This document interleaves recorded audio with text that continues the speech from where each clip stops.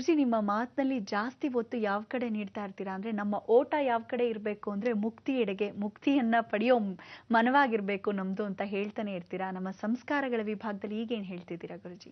ಸಂಸ್ಕಾರದಲ್ಲಿ ಯಾವತ್ತಿದ್ರೂ ನಾನೇನು ಹೇಳ್ತೀನಿ, ದೈವ ನಂಬಿಕೆ, ದೈವ ಆಧಾರ ಯಾವುದೇ ಇಲ್ಲದೆ ಖಂಡಿತ ಜೀವನವನ್ನು ಸಾಗಿಸ್ಬೇಡಿ ಅಂತ ಹೇಳ್ತಿರ್ತೀನಿ.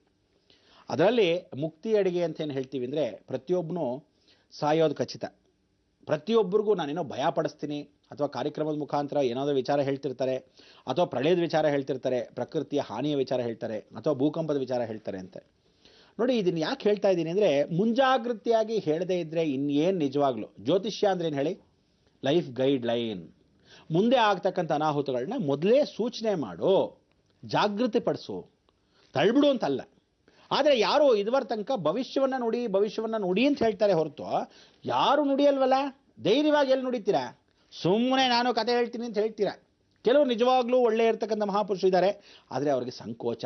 ನಿಸ್ಸಂಕೋಚವಾಗಿ ಹೇಳಬೇಕು ಅಂದರೆ ಏನೋ ಹೇಳ್ತಾರೆ. ಕೆಲವರು ಹೇಳಲೇಬೇಕು ಅಂತ ಹೇಳಿದಾಗ ನಿರ್ಧಾರ ಮಾಡಿಕೊಂಡು ಹೇಳ್ತಾರೆ. ಅದಕ್ಕೆ ಕೆಲವರು ಬರ್ತಕ್ಕಂಥ ಅವಕಾಶ, ಹೇಳ್ತಕ್ಕಂಥ ಅವಕಾಶ ಇದ್ದರೆ ಅವ್ರಿಗೆ ಸದಾವಕಾಶ ಸಿಗಲ್ಲ, ಯಾವುದೇ ಒಂದು ಅದಕ್ಕೆ ವೇದಿಕೆ ಸಿಗಲ್ಲ ಅವರಿಗೆ.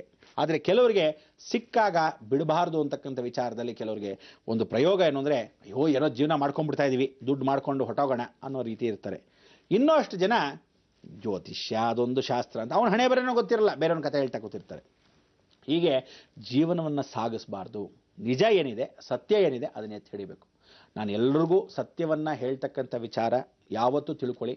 ಹಿಮಾಲಯದಲ್ಲಿರ್ತಕ್ಕಂಥ ಸಾಧು ಸಂತರನ್ನೂ ಭೇಟಿ ಮಾಡಬೇಕು, ವಿಜ್ಞಾನಿಗಳನ್ನೂ ಭೇಟಿ ಮಾಡಬೇಕು, ನಮಗಿಂತ ದೊಡ್ಡ ದೊಡ್ಡ ಜ್ಯೋತಿಷಿಗಳನ್ನು ಚರ್ಚೆ ವಿಮರ್ಶೆಗೆ ಪಾಲ್ಗೊಂಡು ಅವ್ರ ಜೊತೆ ಚರ್ಚೆನೂ ಮಾಡ್ಕೋಬೇಕು. ಹೌದು, ನೀವು ಕಲ್ತಿದ್ರೆ ಈ ರೀತಿ, ನೀವು ಈ ರೀತಿ ಕಲ್ತಿದ್ರೆ ನಿಮ್ಮ ಪ್ರಕಾರ ಏನು, ಅದನ್ನೆಲ್ಲ ತಗೊಂಡು ಒಂದು ಕರೆಕ್ಟ್ ಡೆಫಿನೇಷನ್ಸ್ಗೆ ಬಂದ್ಬಿಟ್ಟು ನಿಮ್ಮದೇ ಆದ ಒಂದು ಬುದ್ಧಿಯಲ್ಲಿ ವಿಚಾರಪೂರ್ವಕವಾಗಿ ಹೇಳಬೇಕು. ಆಮೇಲೆ ಇದ್ರ ಜೊತೆಗೆ ಬರೀ ನೀವೇ ಹೇಳ್ತೀವಿ ಅಂದರೆ ಸಾಧ್ಯವಿಲ್ಲ. ಭಗವಂತನ ಕೃಪಾ ಕಟಾಕ್ಷ ಹೊಂದಿರಬೇಕು. ಅದಕ್ಕೆ ನಾವೇನು ಹೇಳ್ತೀವಿ, ಯಾವತ್ತೂ ಹಿತ್ತಾಳಿ ಕಿವಿ ಆಗಬೇಡಿ, ಕೇಳ್ಕೋಬೇಕು. ಎಲ್ಲ ವಿಚಾರ ತಿಳ್ಕೊಂಡು ನಿಮ್ಮದೇ ಆತ್ಮಸ್ಥೈರ್ಯದಿಂದ, ಆತ್ಮವಿಶ್ವಾಸದಿಂದ ಒಂದು ವಿಚಾರನ ಹೇಳಬೇಕು. ಇದು ಜ್ಯೋತಿಷ್ಯ ಅನ್ನೋದು ಅನ್ಕೋಬೇಡಿ. ಇದರಲ್ಲಿ ವಿಚಾರ ಏನಂದರೆ ದೈವಶಕ್ತಿ ಅಂತ. ನನ್ನಲ್ಲಿರ್ತಕ್ಕಂಥ 33 ಜನ ಗುರುಗಳಲ್ಲಿ ವಿಶೇಷವಾಗಿ ಭಗವಂತರು ಒಂದೊಂದು ಕಾಲದಲ್ಲಿ ವಿಶೇಷವಾಗಿ 5 ಜನ ನನಗೆ ದೈವಶಕ್ತಿ ಅನುಗ್ರಹ ಕೊಟ್ಟಿದ್ದಾರೆ. ಅದನ್ನು ಸಿದ್ಧಿ ಸಾಧನೆ ಪಡಿಸ್ಕೊಂಡಿರೋದ್ರಿಂದ ಕೆಲವೊಮ್ಮೆ ಆ ಭಗವತಿ ಕೃಪಾ ಕಟಾಕ್ಷ ಕೂಡ ನಮ್ಮಲ್ಲಿ ನಮಸ್ಕಾರ ಮಾಡಿಕೊಂಡಾಗ ಆ ವಿಚಾರಗಳನ್ನು ಗೊತ್ತಾಗ್ತಾ ಹೋಗುತ್ತೆ. ಅದನ್ನು ಕೂಡ ತಿಳಿಸ್ಕೊಡ್ತೀನಿ. ಅದರಿಂದ ಎಷ್ಟೋ ಜನಕ್ಕೆ ಇದು ಕೆಲವರು ಹಾಸ್ಯಾದ ಪದವಿ ಇರ್ಬೋದು, ಕೆಲವರಿಗೆಲ್ಲ ಹುಚ್ಚಿ ಅಂತ ಅನ್ಕೋಬೋದು, ಏನೇ ಅನ್ಕೋಬೋದು. ಆದರೆ ವಿಚಾರ ತಿಳಿಸೋದು ನಮ್ಮ ಧರ್ಮ, ನಮ್ಮ ಸಂಸ್ಕಾರ.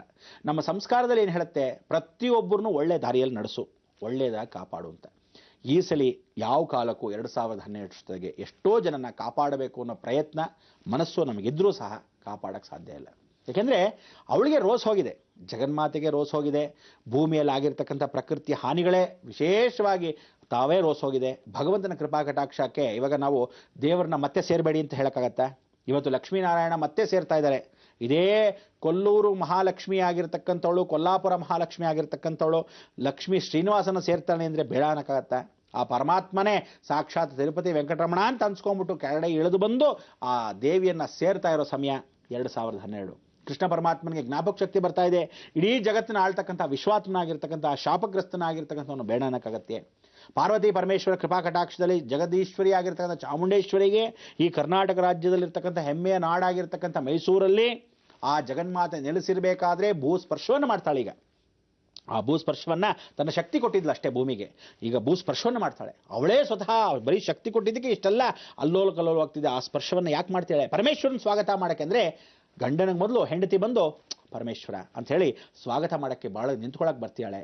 ಇದೇ ಮೇ 6ರಿಂದ 11ನೇ ತಾರೀಕು ಅಷ್ಟೊತ್ತಿಗೆ ಭಗವಂತನ ಪ್ರಾರ್ಥನೆ ಮಾಡ್ಕೋಬೇಕು. ನೋಡಪ್ಪ, ಎಲ್ಲರೂ ನಿನ್ನ ಲೀಲೆ, ಹೇಗೆ ನಡೆಸ್ಕೊಂತೀಯೋ, ಹೇಗೆ ಮೊದಲೋ ಹೇಗೆ ಕೊನೆನೋ, ಇದೆಲ್ಲ ಭವಿಷ್ಯನೋ ಬದುಕೋ ಜೀವನನೋ ಪ್ರತಿಯೊಬ್ಬರನ್ನೂ ನಿನ್ನ ಕೈಯಲ್ಲಿ ಬಿಟ್ಟಿದ್ದೀವಿ. ಆದ್ದರಿಂದ ನೀನು ಕಾಪಾಡ್ತೀಯಾ ಬಿಡೋದು ನಿನ್ನ ಕೈಲಿದೆ. ಅದರಿಂದ ಇಂಥ ಒಂದು ಜನ್ಮ ನಮ್ಮ ಸಾರ್ಥಕತೆಯನ್ನು ಪಡಿಸ್ಕೊಳ್ಳೋಕ್ಕೆ ಪ್ರತಿಯೊಬ್ಬರು ನಿಮ್ಮ ಪಾದಕ್ಕೆ ಸೇರೋಕ್ಕೆ ನಾವೆಲ್ಲ ಸಿದ್ಧವಾಗಿದ್ದೀವಿ.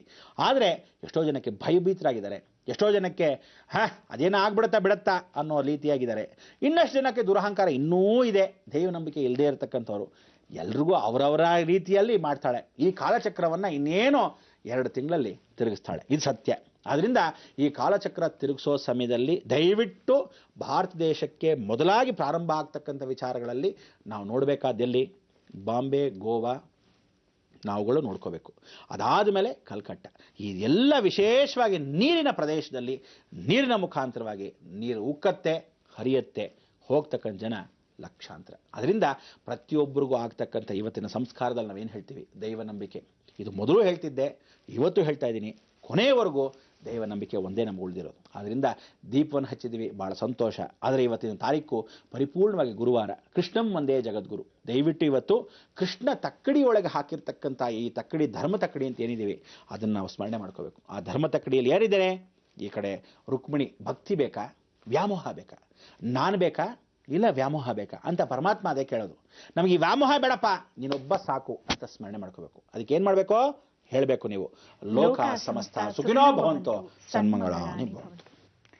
ಗುರುಜಿ, ಒಟ್ನಲ್ಲಿ ಮಾಡಿದ್ದುಣ್ಣು ಮಹಾರಾಯ ಅನ್ನೋದು ಬಹಳ ಸತ್ಯ ಅಲ್ವೇ ಗುರುಜಿ? ನಮ್ಮ ಸ್ವಾರ್ಥ ಸಾಧನೆಗೆ ನಾವೇನ್ ಮಾಡಿದ್ವಿ, ಪ್ರಕೃತಿ ದೈವದತ್ತವಾಗಿ ಕೊಟ್ಟಿದ್ದನ್ನ ನಾವೇ ಹಾಳು ಮಾಡಿದ್ವಿ. ಈಗ ಹಾಳಾಗೋ ಕಾಲ ನಮ್ದು. ಆದ್ರೆ ನಮ್ಗೆ ಇವಾಗೆಲ್ಲ ಗತಿ ಒಂದೇ, ಪರಮಾತ್ಮನ ಪಾದ ಹಿಡಿದ್ರೆ ಎಲ್ಲ ಒಳ್ಳೇದಾಗತ್ತೆ ಅಂತ ಹೇಳ್ತಿದ್ದೀರಾ. ನಮ್ಮ ಈ ಕಾರ್ಯಕ್ರಮಕ್ಕೆ ಆಗಮಿಸಿ ನಮ್ಗೆ ಇಷ್ಟೆಲ್ಲ ಮಾರ್ಗದರ್ಶನವನ್ನ ನೀಡಿದ್ದಕ್ಕಾಗಿ ಧನ್ಯವಾದಗಳು. ವೀಕ್ಷಕರೇ, ಮತ್ತೆ ನಾಳೆ ಎಷ್ಟೊತ್ತಿಗೆ ತಿಳಿದೇ ಇದೆ ಬೃಹತ್ ಬ್ರಹ್ಮಾಂಡ ಕಾರ್ಯಕ್ರಮದಲ್ಲಿ ಸರಿಯಾಗಿ 9 ಗಂಟೆಗೆ ನಾವು ನೀವು ಭೇಟಿಯಾಗೋಣ. ಹೋಗಿ ಬರ್ತೀವಿ. ನಮಸ್ಕಾರ.